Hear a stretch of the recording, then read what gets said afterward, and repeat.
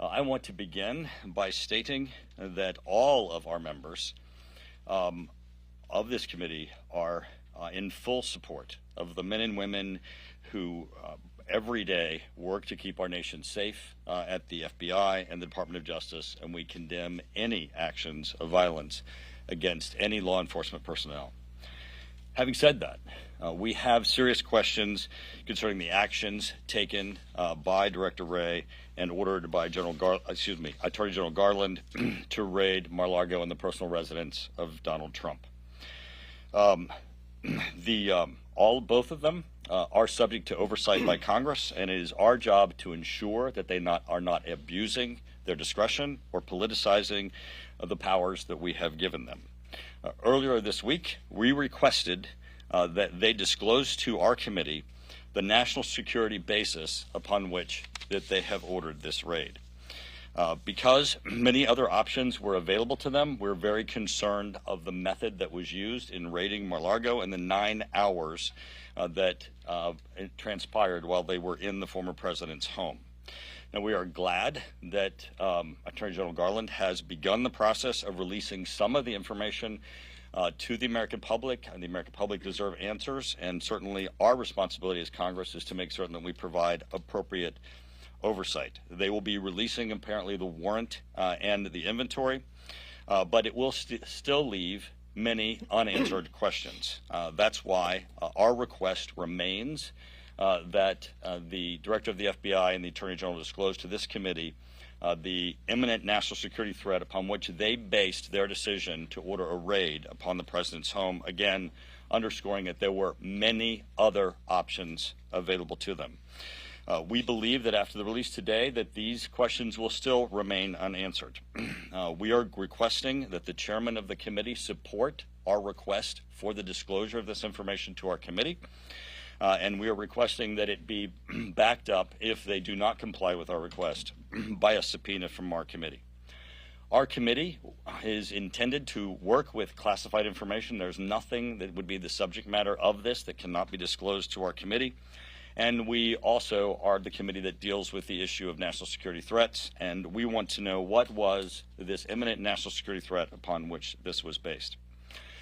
Next, we are also very concerned about the disturbing reports that there was an informant, perhaps someone even undercover, at Mar-a-Lago or around former President Donald Trump. And today we are also sending a letter to Director Wray demanding that he disclose to us the process by which that informant was utilized or that informant was placed. What is the relationship between the FBI and the person that has reportedly been utilized in this process?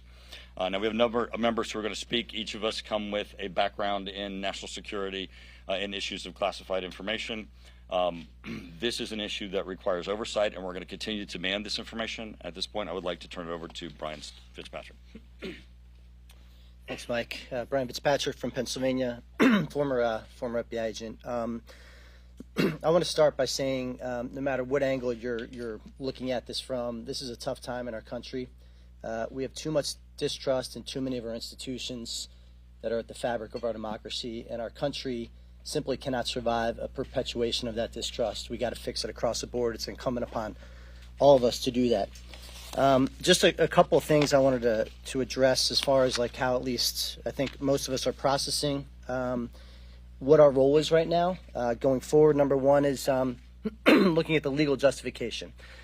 So at some point, possibly today, possibly in the days to follow, you're going to see the release of both the warrant, which is a top page. You're going to see beneath that potentially a rider of items to be seized and areas to be searched, and then the property receipt that the evidence response team, the investigating agents, would have filled out and returned, left a copy at the residence and returned to the court. If it's redacted, which I suspect it will be, don't expect it to glean too much other than the statute they're investigating, potentially 1924 and or others. The real story will be with the release of the affidavit itself, which is not currently planned to be released. It is filed under seal. The prosecution does have to repeatedly go back to the court and ask that it remain under seal.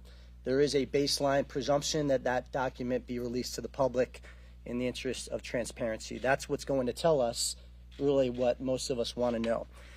Second is the tactics that were used. There's a continuum of options available to any agency that's enforcing the law, from non-invasive methods like the passive service of a subpoena with a production date and or appearance date, all the way up to the most extreme, which would be the execution of a search warrant. There's a lot of steps you can take in between. For example, forthwith subpoena, where you would show up, serve a subpoena, but demand instant production then and there.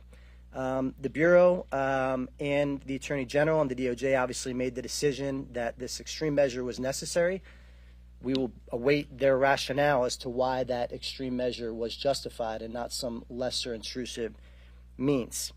The next thing that I think we all need to look at is the parity in the enforcement of the law. We've seen many cases involving national security information, Sandy Berger, Hillary Clinton, and the like. The public needs to know that the law is being enforced equally when the circumstances dictate. And then lastly, something that I'm concerned about, which is why we want to get to the bottom of this, is the impact that this perpetual distrust across a lot of these institutions is going to have, in this case, on our national security apparatus. As FBI agents, we cannot do our job. I'm a former agent, obviously. We cannot do our job without the support of the public. That's the core necessity to keeping our country safe, and FBI agents, DEA agents, all the agents doing their job. We have to be able to go to the public, recruit sources, have sources introduce undercovers. We needed to be able to knock on someone's door, and when we show them the FBI badge and credential, that they respect it, that they invite us in and they share information with us. That's how we kept our country safe. If we ever get to a point where we lose the faith of the public, it impacts all of us. It impacts our national security. And that's what we're trying to get to the bottom of here. It's in all of our interests to do it. As Mike said, we love our law enforcement officers. We would protect and defend them. We thank them for their service. But when we have a brewing matter of distrust, we have to get to the bottom of it and fix it. Not just for the sake of this individual instance, but for the sake of our counterterrorism cases, our counterintelligence cases, our cybersecurity cases, all of the critical cases that all of our federal law enforcement agencies are working on to keep us safe. So with that, we will invite our conference chair, Elise Stefanik. Thank you, Brian. Elise Stefanik, House Republican Conference Chair, Representative for New York's 21st District, member of House Intel and House Armed Services Committee. House Republicans are committed to immediate oversight, accountability, and a fulsome investigation to provide needed transparency and answers to the American people regarding Joe Biden and his administration's weaponization of the Department of Justice and FBI against Joe Biden's political opponent. President Donald Trump is Joe Biden's most likeliest political opponent in 2024, and this is less than 100 days from critical midterm elections. The FBI raid of President Trump is a complete abuse and overreach of its authority. And as the American people know, unfortunately, this is the same agency leadership that protected Hillary Clinton, James Comey, and continues to protect Hunter Biden. The same agency leadership that perpetrated the false Russia hoax for years. And it's not just these national issues that have led to historic distrust among the American people. It's local issues as well. Like in my district, the FBI's leadership overreach and politicization continues to occur. The FBI continues to stonewall a critical investigation. They're stonewalling providing information and transparency into their role in the deadliest car crash in recent years, where they mishandled a longtime FBI informant. And while some of you national reporters may not know this issue, for reporters in the media in my district, this is one of the most important FBI issues that we're facing in upstate New York. But the American people are smart, and they have had enough. It is unfortunately why there is a fundamental lack of trust in these agencies, and the American people deserve answers. A House Republican majority will leave no stone unturned when it comes to transparency and accountability into the brazen politicization of Joe Biden's DOJ and FBI targeting their political opponents. And with that, I yield to my colleague, Brad Wenstrup from Ohio. Thank you, Elise. First, being from the Cincinnati area, I want to just take a moment to condemn the attack on the FBI headquarters that we saw yesterday. I can tell you as a group and personally, we condemn all types of violence, whether it's something like this, violence that occurred in our cities a couple summers ago, violence at the Capitol, and violence at the baseball field 5 years ago. I will be putting a call into my friends at the FBI headquarters in Cincinnati and check in on them. We support them. We all know that we have thousands of dedicated patriots working within our agency to try and do the right thing. I'm a physician, Iraq veteran. I grew up watching a TV show on Sunday nights called FBI. I love the FBI. I had such respect for the FBI. But we have concerns today. We have concerns today primarily in the leadership. I'd like to say that those concerns are not the feelings of every American or the majority of Americans, but it is. It is, and I'm hearing it from both sides of the aisle. They are worried about the weaponization, the politicization of the DOJ and the FBI. This raid is unprecedented. We want answers. We deserve answers. Because you see, we are a government of the people, and we are the representatives of the people. And on behalf of our citizens, we are here to have oversight. No agency in our government is its own standalone government. Accountability must be there. Transparency must be there.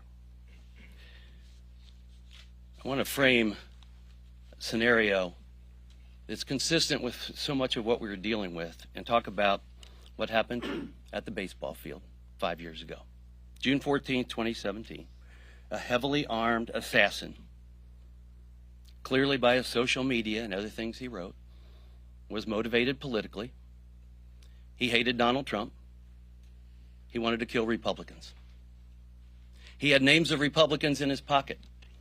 He was outside that baseball field for 2 months watching us. Before he launched his attack, he asked 2 members of Congress that were leaving early whether this was Republicans or Democrats. Most people don't know 136 rounds were fired that day. Steve Scalise took a bullet for all of us. If he wasn't there, Capitol Police would not have been there to defend us that day. The Capitol Police were in unmarked vehicles and undercover clothing. 5 people were hit, including both Capitol Police. And it's really by the grace of God that we survived. But without them being there, you have in a situation where this man singularly could have killed 20 to 30 members of Congress and staff, changing the balance of power in the United States House of Representatives. Folks, that's an insurrection. And it was a clear assassination attempt. He came heavily armed. And I know, because I was there, and so was Mr. Kelly, who you'll hear from as well. He had his hit list. He knew what he was doing. Despite all these facts, on November 16, 2017, FBI personnel came to those of us that were there and told us, we just surmise that this guy wanted to commit suicide by cop. If your jaw doesn't drop with that assessment from the FBI, it should. And as we said that day, you want suicide by cop? Pull a gun on a cop. It takes 1 bullet. It's over. 136 rounds were fired. So I tell you all that because I think it's important that you also know the scenario and also know that the FBI did not call any of the Republican members, those of us that the man tried to assassinate, in making its determination. Not one of us were questioned by the FBI, the leading investigative body in the United States of America. So you want to know why American people don't trust our institutions? It's things like this, because the decision they made defies logic. Fortunately, this committee finally had a chance to address Christopher Wray, who, by the way, was not the director of the FBI at that time, on June 14, 2017. It was Andrew McCabe. You all know who Andrew McCabe is. You know his association with the Russian collusion hoax.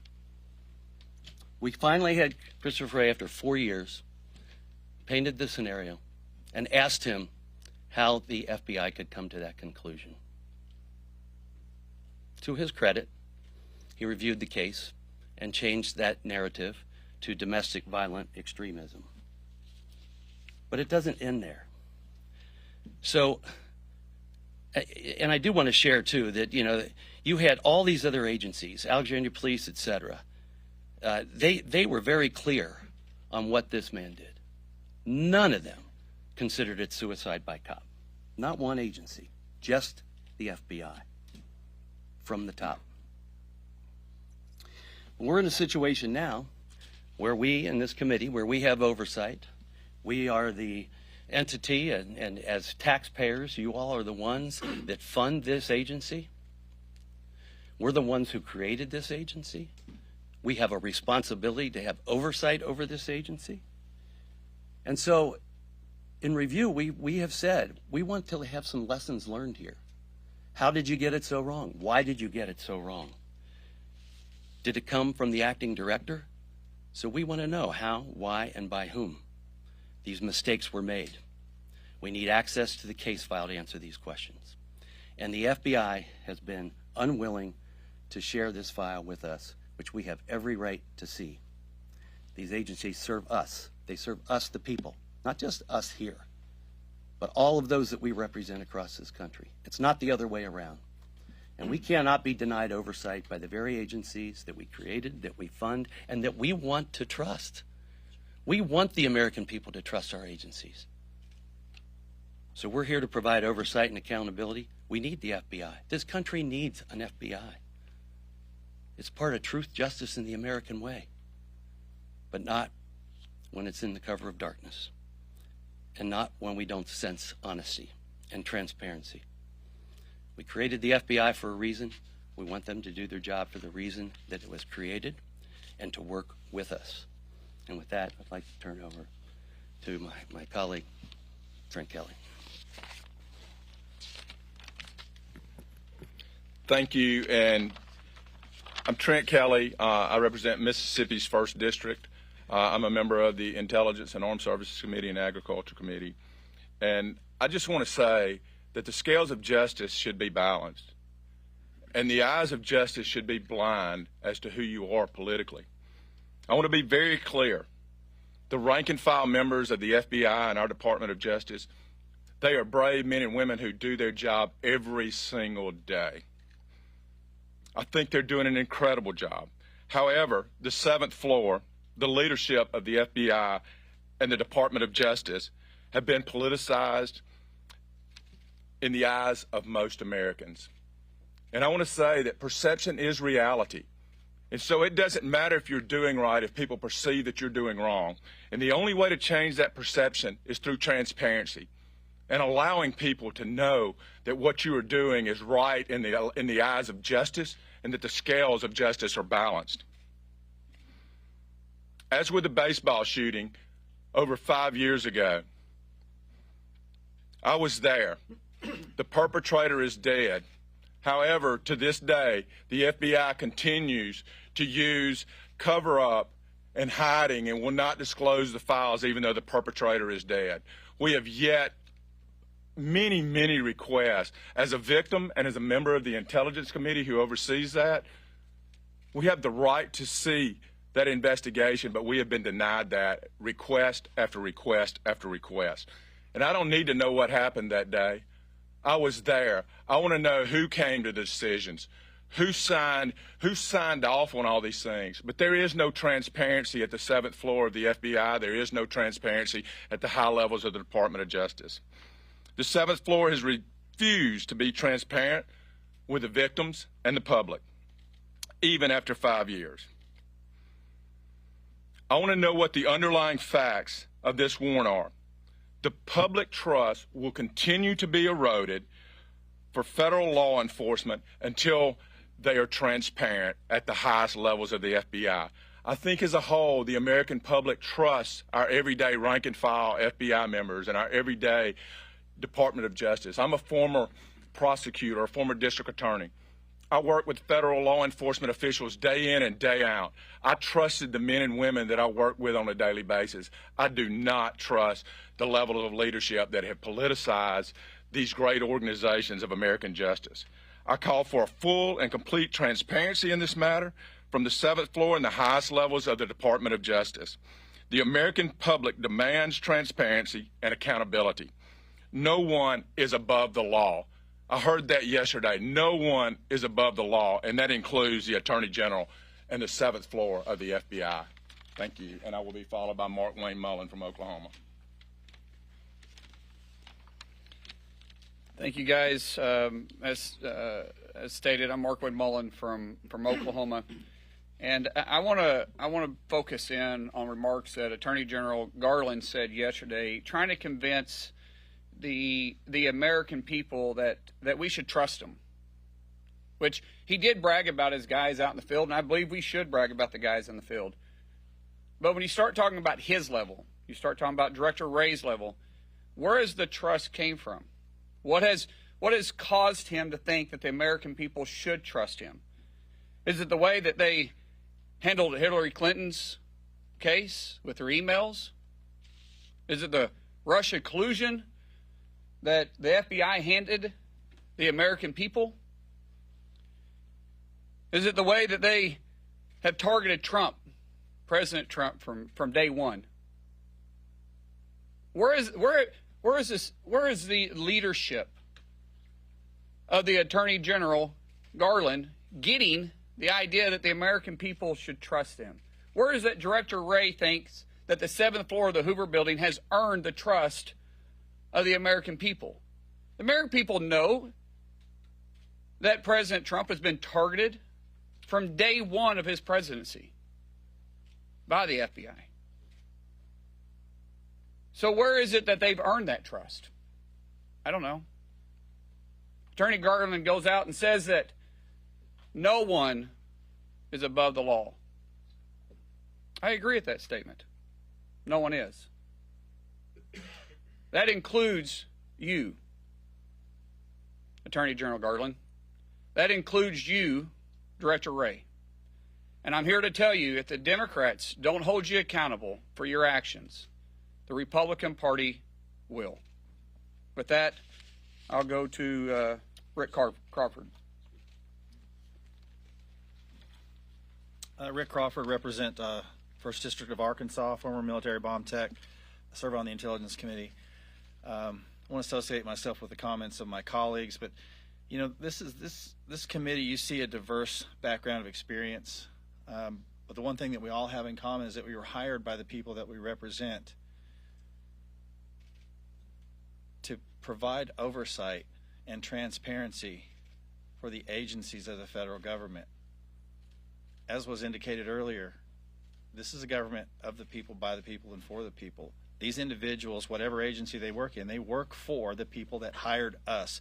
It's our job to oversee these agencies. And when we make requests repeatedly of agencies to bring forth documents that we're entitled to see on behalf of the people that hired us to be here, it's a slap in the face to the American people. This is why you see the erosion of trust. And to the point that they've made, look, we all have occasion to interact with FBI field offices, whether that be in Little Rock, Arkansas, Jackson, Mississippi, Salt Lake City, Utah, Tulsa, Oklahoma. It doesn't matter. We all interact with these federal agencies, and we have, some more than others, have interacted with the FBI. And to those individuals who work in those field offices, you know, God bless you. Every day you're involved in exercising on behalf of the American people that degree of fidelity, bravery, and integrity that you swore to. The problem is not with you. The problem is with, as was indicated here, the 7th floor of the Hoover Building. Your leadership is failing you, and it's failing the American people. And it's brought us to this point now where we see our phones have been blown up by our constituents, likening what we're seeing today to what is seen in third world countries. and this is not something we can allow to stand. I'm pleased to introduce my colleague from Utah, Chris Stewart. Chris Stewart from Utah. Much that is necessary to be said is already said here, so I'm going to be very brief and just a couple personal observations. As a former Air Force pilot, I've spent a lot of time around the world. I believe the United States has a truly unique, a truly extraordinary responsibility to the rest of the world. Whether we like it or not, they look to us as an example of how they want to be able to live their lives. And part of that, I believe a big part of that, is this idea that people in the United States are treated equally. The people around the world want to live under an American FBI and their leadership, not an American KGB, or some of the nefarious innuendos that would come with living under an organization or a government that treats people differently. But the perception is now that that happens, that the Department of Justice and the FBI has chosen a team, and that they're working for that team now against the interest of other Americans. And Christopher Wray, I would say to you personally, you are in the middle of a crisis of leadership. You have to assure the American people that you are working for all of us, not for just some of us. You took an extraordinary step yesterday, something that, to my knowledge, has never happened in our history. If that was essential, then you have to tell the American people, and you have to tell them now. You can't hide behind the explanation of it's an ongoing investigation. If you did what you did this week and there was a necessity for it, then tell the American people why. They deserve to know. And until you do that, then you have to recognize that this crisis of faith is going to continue under your leadership and under the leadership of our Attorney General. That's why we're here. We just want the American people to know. Tell us why you did this. And with that, I'll yield back to our ranking member. Thank you, Chris.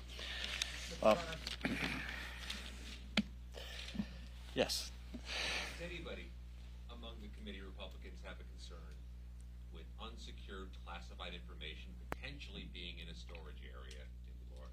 Anybody have a concern with that? Certainly. The issue of the handling of classified information is an issue that, of course, our committee deals with and that we're very concerned with.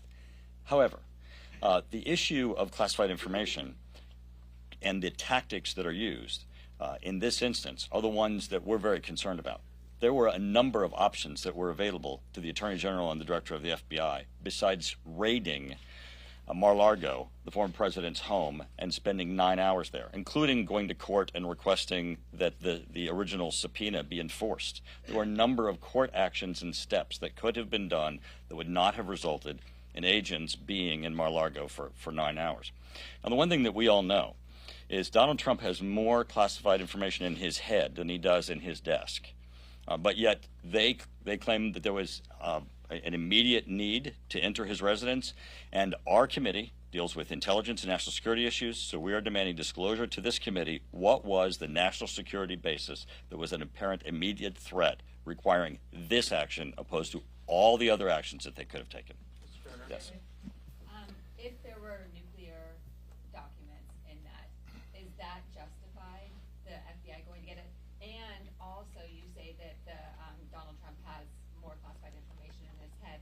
The Mar-a-Lago is also a public club, so should those documents be in that space written down for perhaps people to access? So this is a great question. I'm glad that you asked it. So I have served on the Strategic Forces Subcommittee in the Armed Services Committee for 20 years, including being its chair and ranking member. It depends on what the nuclear information is. You can say nuclear weapons, but there are things that are highly, highly classified. There's things that are not extremely classified, but are nonetheless classified.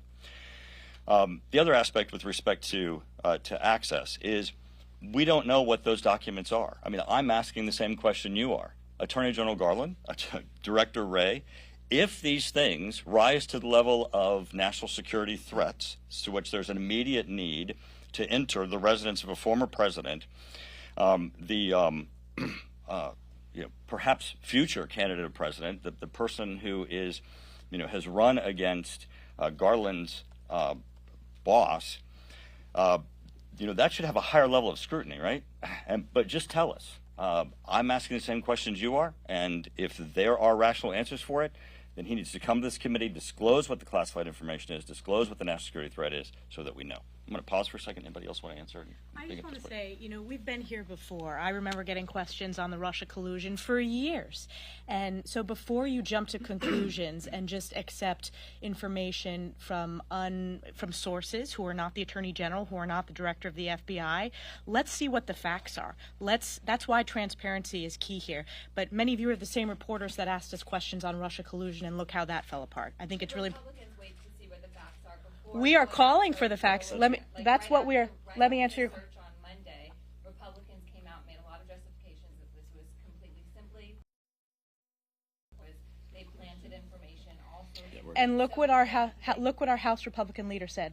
Preserve your documents. That's about finding the facts. Each of us said we want answers and transparency, and the American people, whether you're a Republican or a Democrat, and I call on our House Democrat colleagues, we deserve answers. We have oversight over these agencies on behalf of the American people. That is what we are calling for today. So before you jump to conclusions, we are asking for the answers and the facts. Let me say something on that too, if I could.